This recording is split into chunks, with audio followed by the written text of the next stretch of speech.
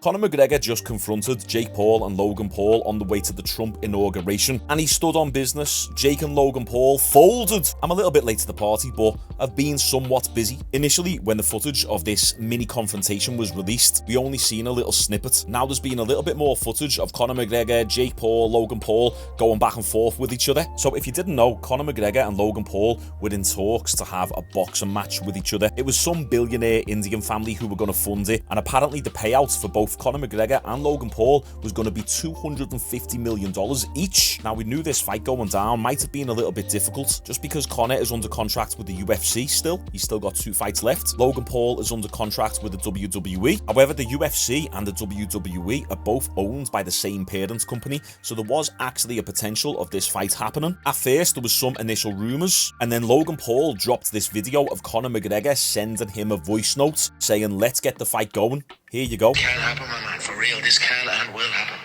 If Conor McGregor wants to fight, we are running it. I mean, bro, it's an epic fight. I would love to. It would be something I would, like, step away from WWE for a second to go do. 250 million, Rob. 250 million, bro. I got to take that. If Nick Khan matches that, I'll stay in the WWE.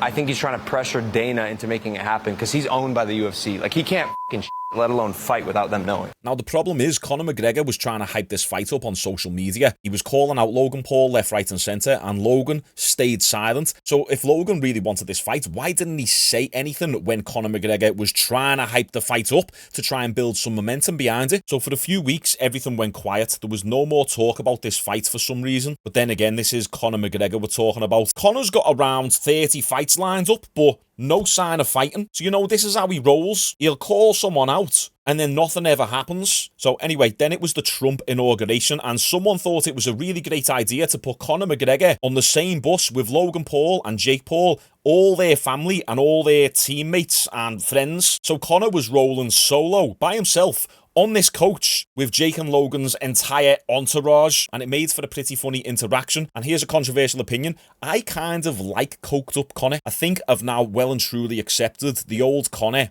is gone forever. We're no longer going to see that charismatic, quick-witted, clear-focused, hungry Conor. Now we're just along for the ride with the crazy Conor. So this is them meeting for the first time. What you want, son? It's all sweet here, it's all sweet here, yeah. You kept your mouth shut, you did. I thought we were going to get the fight down. You're very quiet. What did you think the best course of action was for that? You were giving all this Dana, that. You're f***ing control with the WWE as well, but I don't be giving all this mega step. I didn't hear the last 5 seconds. That was in the air for us, brother. Yes, bring it home for me. It's 8 a.m. How? You can tell he's got a zin. He put a zin in his brain.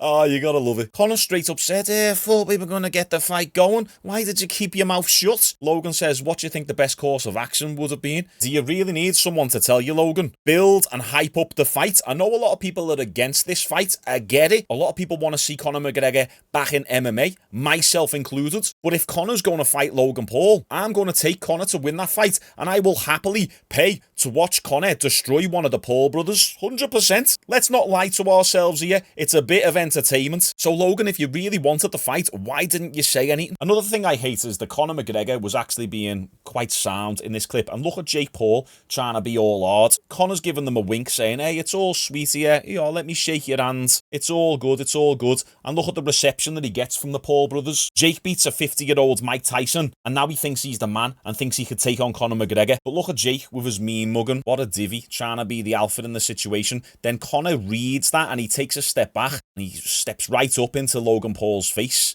He doesn't like that energy. They're not being receptive. And this says it all here. Logan Paul with his mouth wide open, ready to take the D of Conor McGregor. Logan Paul with his beta cuck face. Mouth open, ready for insertion. I like that read from Conor. You know, he's nice and friendly. Jake Paul staring him down. And then Conor McGregor reads it and is like, you know what, fuck this. I'm going to confront you right here and now. Why didn't you go for the fight, lads? You were giving all this Dana, that. You're f***ing control with the WWE as well, but I don't be giving all... I also like the way Conor pulled Logan Paul up for saying that he's controlled by the UFC, when Logan Paul is completely controlled and owned by the WWE. At the end of the day, regardless of who McGregor's opponent is, McGregor will set pay-per-view records. Almost every time, people want to tune in to watch Conor McGregor fight, regardless of the opponent. It's not the same for the Paul brothers. People don't care about Logan and Jake Paul fighting. They tune in to watch Jake and Logan Paul lose and get battered. It just so happens that we haven't really seen that yet. The Paul brothers by themselves have zero selling power within the boxing world. They need Conor McGregor. Conor McGregor is the A-side. So don't get it twisted, lads. Don't be trying to out-alpha McGregor. Don't be acting all confused. McGregor's giving you a massive opportunity here. Right, so this is now where they go onto the coach and the interaction continues. This is the real deal, yeah? In front of you, you know that. You know that, bro. So, look here, we'll do it. He couldn't do what? 190, 195 or something? I'd do a 90. He was sick. He was sick over it, yeah. He was sick. I'm sick. You're sick. I love this. Conor says, I'm here confronting you. I'm the real deal. You know that. And you can just see clearly the Paul brothers don't know how to handle Conor's energy. They don't really have any comebacks yet. I think they're thrown off guard a bit by how much Conor is in their face. And look, say what you want about Conor, but he is the type of person who will take over the entire room. He's a very high energy individual. I mean, you can pretty much see the veins bursting out of his head. I also love the way Conor says, when Jake found out about it, he was sick. He was sick. And no one laughs, but I thought that was pretty hilarious. The Americans can sometimes struggle with our humour from this side of the pond. So yeah, you can just see that the Paul brothers are kind of perplexed, like, damn, is this happening right now? So then they sit down and Conor McGregor is allocated a seat next to Logan and Jake Paul's mum. What can go wrong? Listen, here's the deal. He's like, I'm going to slap the head off the two of yous and KSI. Yous are mixers to me. You understand that? Side jobs. A little side job. No, yeah? you can't even do your main job. How you gonna do a side job? You know, that's what I'm referring to November stage. Simmer down, boys. Hey, now that was an alright little comeback from Logan Paul. Finally, he says something back. He says, you can't even do your main job.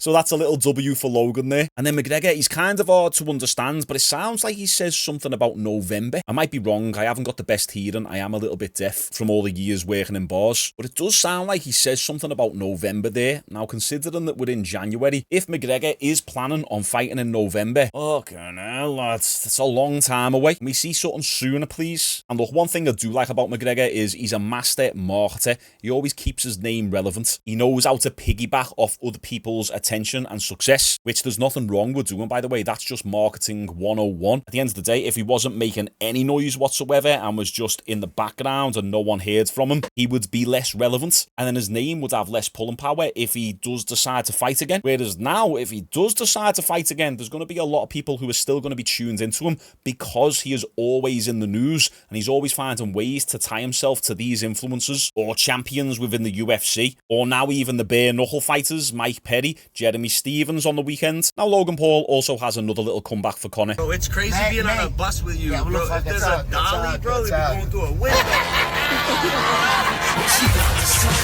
Now, I don't know why Logan wouldn't just post the full unedited footage of this. It makes me believe that he's probably cut out a lot of what Conor McGregor's said and he's just kept his good little lines in there just to make it look like he got one up on Conor McGregor. But there is some other footage that other people posted of this interaction. We got Kyle here from the Nelk Boys. This was the first video that actually surfaced. All right, we got an interesting bus ride to the inauguration here. couple best friends. I mean, it looks like they're having a good time with it. And then Theo Von had something to say to Conor McGregor. Hands off Pam. Yo, that's crazy. That's my mom. Keep your hands off Pam. Hey, Paul brothers, you better be careful. Conor McGregor, the way he's going, he'll be all over your mum. Here's another uncut segment of Jake Paul talking to Conor McGregor now. Now Jake finally gets the balls to stand up and say something, rather than just sitting there mean mugging Conor McGregor. Why do you want to fight him? What, instead of you? It's an easier fight. Imagine straight up saying that your brother is an easier fight than you. Bigger name. You know what I do to Southpaw. Yeah, bro. You know. What want you to do any Southpaw? Nate Diaz, you couldn't even put him down. Anderson Silva. Anderson, yeah. Look, you've done some good things. You've done some alright things. But Conor giving Jake a little bit of props at the end there. But I love the way Jake's argument is, I've beat Anderson Silva, I've beat Nate Diaz. There's a bit of a dark, stormy, grey cloud over those wins. We don't even need to go there. Someone commented, bro, these press conferences would be insane. And I don't even care if you're a hardcore, purebred MMA or boxing fan. You've got to admit that it would be entertaining. And then we also had Theo Von falling off a chair at the inauguration. Oh, it happened. It happened. I said it would. We gotta see here. We gotta see here. I got it on video. And just to add to the story of Logan Paul being a bit of a divvy, Theo Von actually said that the reason why his chair broke, it wasn't an accident. Logan Paul was messing with Theo Von's chair. What the f is Theo's problem? Bro, it's so weird. Weird. We woke up to Twitter this morning. He's like, Paul boys need to know when it's too far. Bro, he sat in a shitty looking chair. And we made jokes about it. We were like, it's gonna collapse in the middle of the speech. Look at this. Oh, you're cooked. You would get the deformed one. I got a bad stool, Ronnie. If you fall, you're going to be right on Logan's lap. If you fall while he's speaking, just end up in my lap. Oh, shit. And it did. That's why you see me in the video. I was like, it happened. It happened. I said it would. Do you think I engineered the chair? How would I have even done that? Why did you ask us for a screwdriver? Wait. Logan Paul had a genuine explanation for the chair situation, but we got to remember this is the same person who has done multiple crypto scams. Remember CryptoZoo? Or whatever that coin was called that he made. Still hasn't paid back all of his investors for that. But then Theo Von tweeted and basically apologised to Logan and Jake Paul for accusing them of breaking his chair. So it's all good there. A couple days ago, Jake Paul took shots at Conor McGregor on Twitter saying, Paul Hughes did what Conor McGregor couldn't do. Congrats, my guy. You won regardless of the outcome. Big ups to both men. And then he also took more shots at Conor McGregor saying, unlike our fanboy, meaning Conor McGregor, I call my own shots. Now, as we know, Conor McGregor, co-owner of Bare Knuckle FC, on the weekend, Eddie Alvarez and Jeremy Stephens fought. Jeremy Stephens had a great win against Eddie. And then Conor got in the ring and made it about himself, which makes for a pretty funny face-off. Who the fuck is this? Baby, yes. Yeah, let's make a date. Let's set a date. Who's gonna stop me man to man? No one's gonna stop me. David, make the date. Let's do it. One down for the pro, yeah? One down for the pro.